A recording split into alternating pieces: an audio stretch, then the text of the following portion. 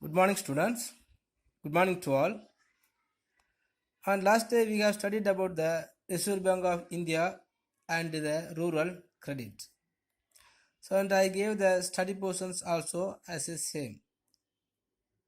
So, just today also we have just remind what we have studied on last day, and we will go to the next concept. We have studied the Reserve Bank of India and the functions of the Reserve Bank of India. So even though if the functions of Reserve Bank of India is abundantly, so the role of Reserve Bank in many areas also innumerable. So in this way, the role of Reserve Bank of India in this rural credit is just important one. So in a developing economy like India, the central bank of the country cannot confine itself to the monetary regulations only. And it is expected that it should take part in development function in all the sectors, especially in the agriculture and industries. Because we have studied already, the agriculture and the industry is the main sector to increasing the development of economy. Our one economy must be depending upon the more industrial development. But even though the nations must be give the same importance to the agriculture sector also, because the 5 or the 15% of the GDP is coming from the agricultural credit, and those who are involved more in agricultural sector mean the rural peoples. The rural side only, the agricultural sector still is going to improve. So the Reserve Bank of India must be taking into the account of the rural credit.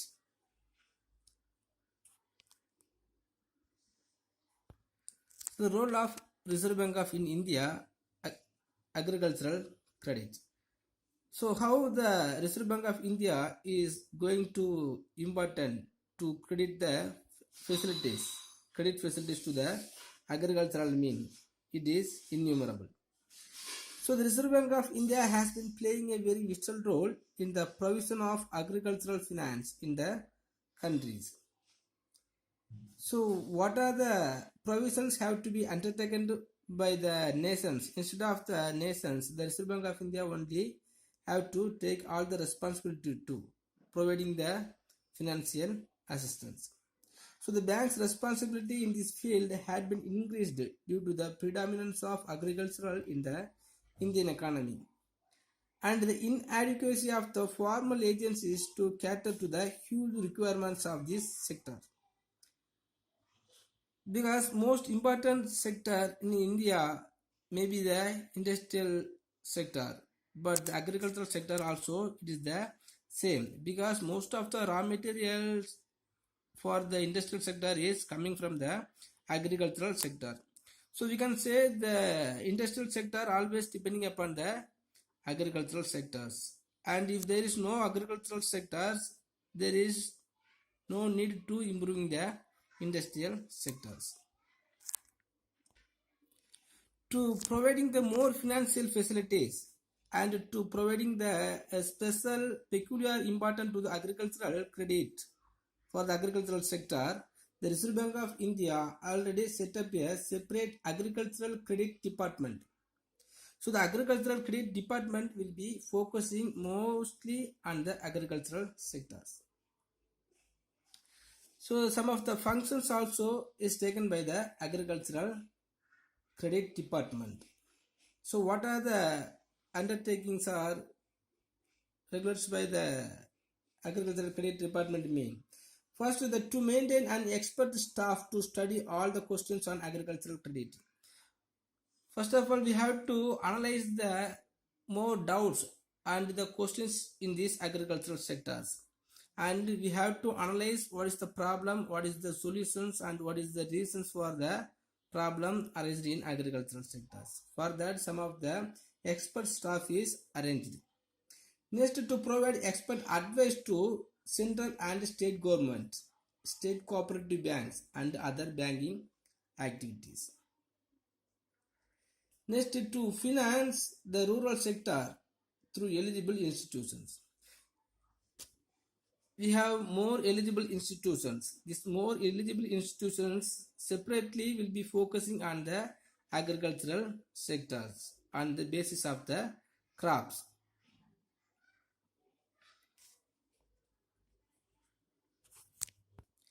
Next, the Reserve Bank of India also arranged the Agricultural Refinance Development Corporations.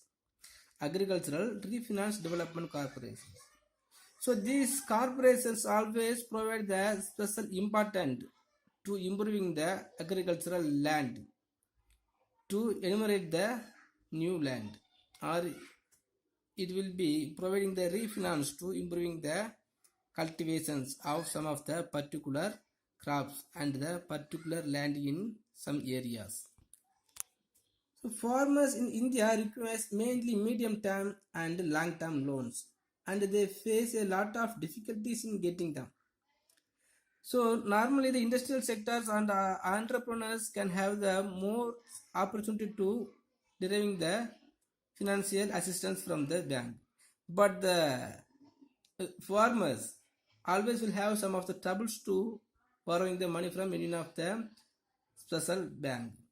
Okay, and another one of the thing is the farmers only will be in need of medium term loan and the long term loan, because the in agricultural only the decreased unemployment will be appear. So and not only that, they will be cultivate the land, or they will earn the income from the agricultural per seasonally. So if they want to give back the money to the bank, they need medium term loan and the long term loan. So the Reserve Bank of India made the Agricultural Refinance Development Corporations.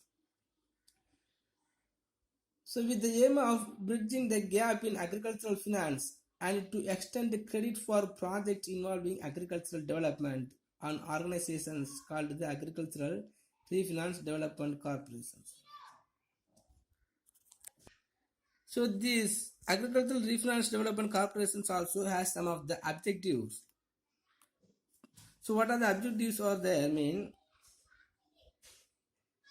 the Agricultural Refinance Development Corporations provide necessary funds by way of refinance to eligible institutions such as the Central Land Development Banks, State Cooperative Banks, and Scheduled Banks. Normally, the agricultural can borrow the money from the Central Land Development Bank and the State Cooperative Bank. And some in area, some of the scheduled banks also existing. From there, the farmers can able to borrow the money. Let it subscribe to the debentures floated by the Central Land Development Banks.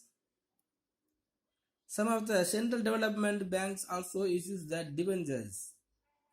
So by the way of having the debentures, the farmers can have the eligible to purchasing or selling the debentures. And the regional rural banks. The regional rural banks also established there by the central bank, that is the Reserve Bank of India. One of the important points of the 20 points economic program of Mr. Indira Gandhi during emergency was liquidation of rural indebtedness by states and provide institutional credit. When Indira Gandhi was as a Prime Minister of India, she has more importance to the rural indebtedness, and they provide institutional credit to the farmers and the artisans in rural areas, because some of the artisans will create some of the handicraft commodity from the agricultural related goods only. So on the basis of new economic program in 1975, the Rural Regional Bank was set up. The share capital of regional rural banks is subscribed by the central government 50%, the state government consent 15%, and the sponsoring commercial bank have to be provided 35%. So the subscribed amount is contributed by the state government and the central government and the sponsoring commercial banks. If any of the banks will be sponsoring to the peoples. Next, concessions to RRB.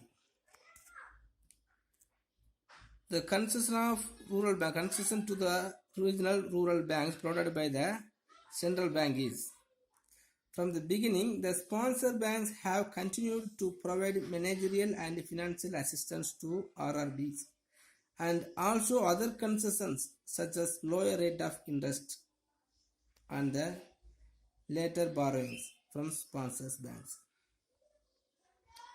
And some of the ways are there to conducting the regional rural banks provided by the state government, central government and the Reserve Bank of India.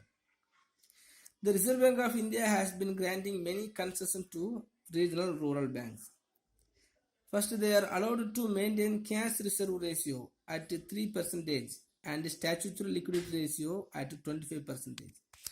Already we have studied the Reserve Bank of India only maintained and regulates the cash reserve ratio. So according to the Reserve Bank of India, so it has allowed the RRB to maintain the cash reserve ratio till 3% and statutory liquidity ratio at till 25%.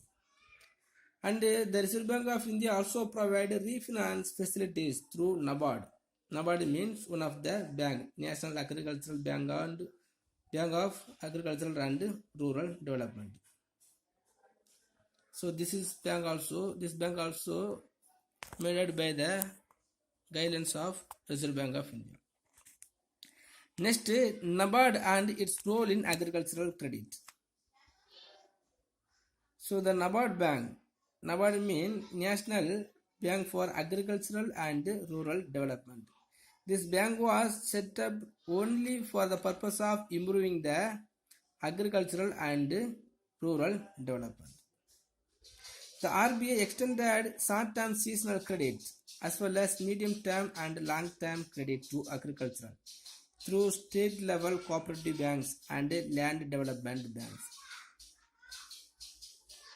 The Nabard Bank will be provided the financial facilities to the state cooperative bank. After that, the central cooperative bank. The central cooperative bank in the sense the district level cooperative bank. After that, primary cooperative societies.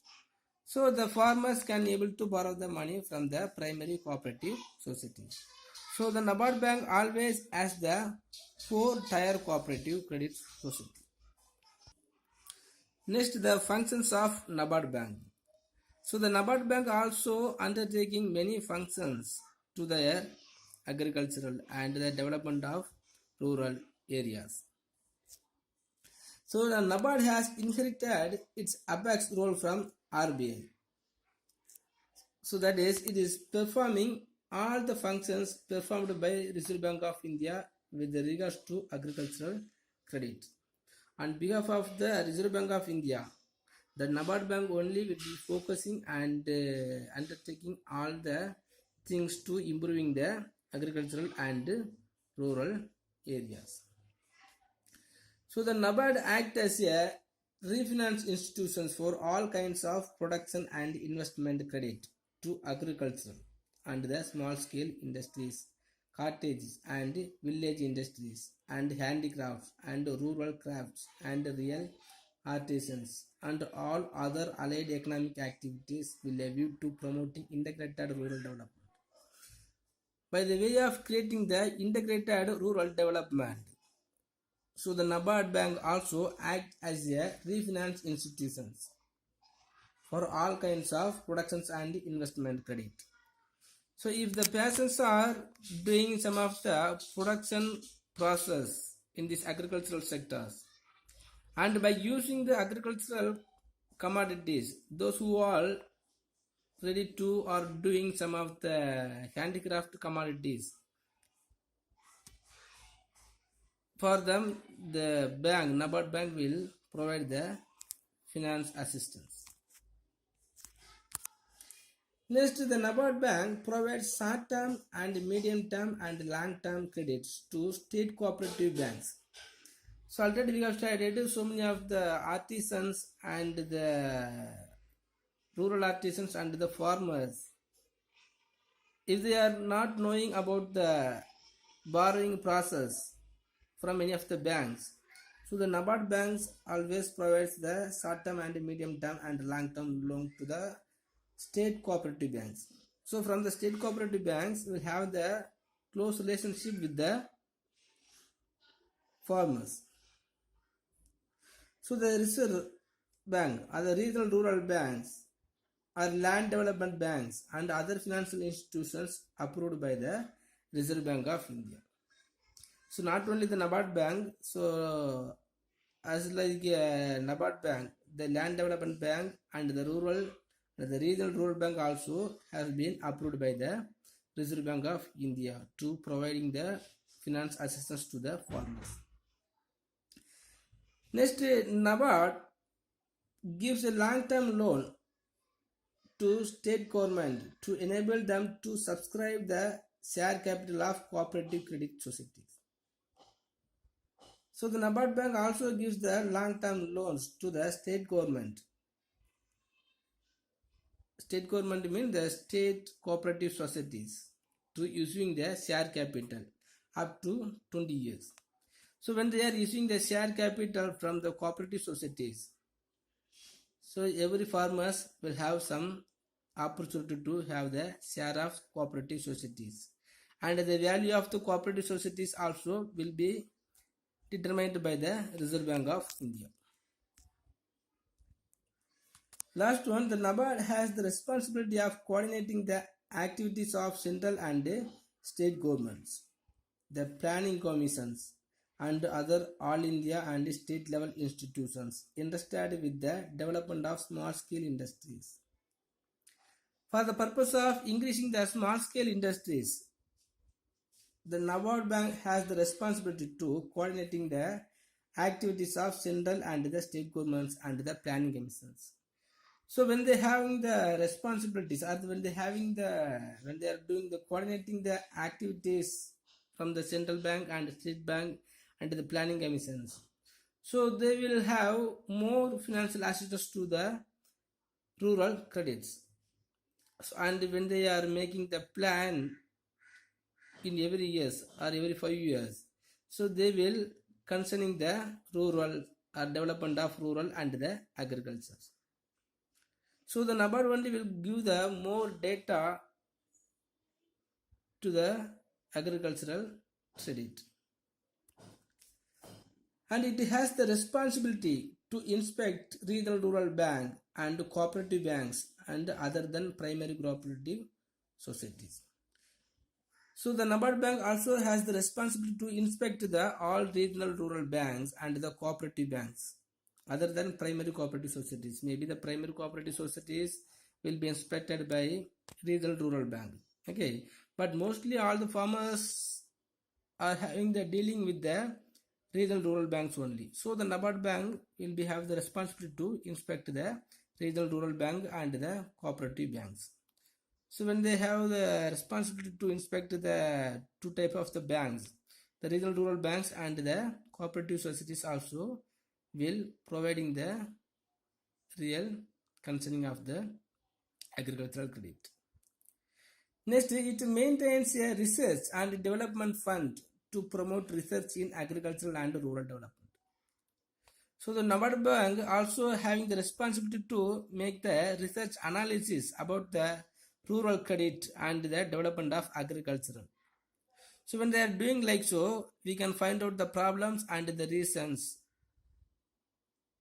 After that, we can give some of the remedies to resolving the problems. Next, RBI and industrial finance. So the Reserve Bank of India also provide or give the most important to industrial sectors. So it has one of the responsibility to providing the more financial ability or financial assistance to the industries also. So for that, the Reserve Bank of India has set up the state level and the central level finance agency. So even though the industries get finance from commercial banks, the quantum and the time will be very much limited generally. So the commercial banks lend for short term only, as they get only short term deposit from the public, because most of the commercial banks are receiving the short term deposit from the public.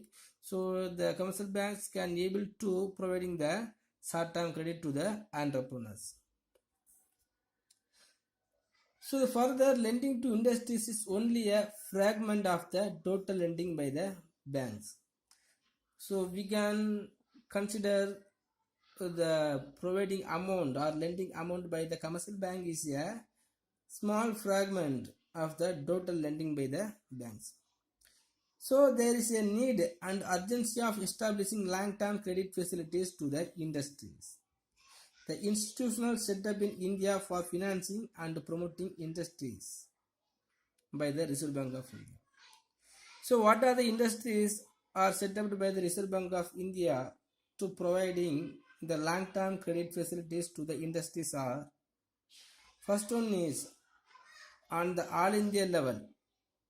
So it has established the three finance corporations. First one is Industrial Finance Corporation of India. Next, Industrial Credit and Investment Corporation of India, that is the ICICI Bank. Next, Industrial Development Bank of India. So normally we will say the IDBI Bank. So the three banks are established by the Reserve Bank of India to providing the long-term credit facilities to the industries. So the Industrial Finance Corporation of India, it was the first in the chain of establishment of financial corporations to provide financial assistance for industrial development. It was established on July 1st and 1948 under the Act of the Parliament. So already we have studied, in last day. So we have studied, sorry, not here. Okay, IFCI provides assistance to the industrial concerns in the following ways. So long-term loans, both in rupees and foreign currencies. So the industrial finance corporations are providing the long-term loans both in the rupees and foreign currencies, because so many of the entrepreneurs are involving in this international trade. So they need more foreign currencies, then only they can improve the industries and the production process. So the industrial finance corporations also providing the internal entrepreneurs and the international entrepreneurs. Not international entrepreneurs, those who are involving in this international trade. Okay, so it is give the loans or long-term loans for the internal trader as a rupees, and the traders, those who are involved in this international trade, for them it will give the foreign currencies. Next, the underwriting of equity, preference and debentures issues. So the industrial finance corporations, IFCI banks, also issuing the shares and the debentures. Next, guaranteeing the deferred payments in respect of machinery imported from abroad or purchased in India. Suppose if the entrepreneurs want to purchasing the machineries for the production process, so the IFCI banks are providing the guaranteeing letters for their deferred payments. That is the loan. Okay, when they are borrowing the money, any one of the banks has to give some of the acknowledgement or one of the guarantee letter to the another industries. Okay, when they are purchasing from the India or from the outside abroad, so one of the guarantee letter is important to the entrepreneurs. So instead of the entrepreneurs, the IFCI banks are providing the guaranteeing letter for their deferred payments. Next, guaranteeing of loans raised in foreign currency from foreign financial institutions. Sometimes the foreign financial institutions also can have the power to providing the financial ability to the internal and the external entrepreneurs. For that, some of the internal banks, the guaranteeing of the internal bank is very much need. So when they are purchasing or when they are having the dealing with the another nations or another currencies, so the ID or IFCA banks providing the guarantee letter. So the financial assistance of IFCA can be availed by any limited company in the public or private or joint sector. Such a financial specialized industries such a financial assistance will be available for the setting up of new industrial projects and also for the expansion, diversifications, renovations or modernizations of existing ones. So the IFCA banks also providing the more important to the innovating in these internationals or innovating in the industrial sectors. The IFCA also provides financial assistance on concessional terms for setting up the industrial projects in industrially less developed areas and districts. So wherever the industrial developed is insufficiently, so the IFCA banks also providing the more financial to creating the industrial projects and set up the industries. And also we should know one thing, how the IFCI banks create or raise their source means. So it raises its sources by way of issue of bonds in the market. So the IFCI bank also will be issuing the bonds and the securities in this market and borrowing from the Industrial Development Bank of India and the central government. So it will also borrow the money from the central bank and foreign credit secured from foreign financial institutions and borrowings in the international capital market. So international capital markets and the foreign financial institutions are there. From this both of two, it will collecting the foreign credit. So by this way, the IFCA banks will be raised their sources and it will be gives the more financial assistance to the industries. Okay student, today it's enough. So if you have any doubt, please ask me and just you take the functions of Nabard bank as your study portions. Okay, thank you.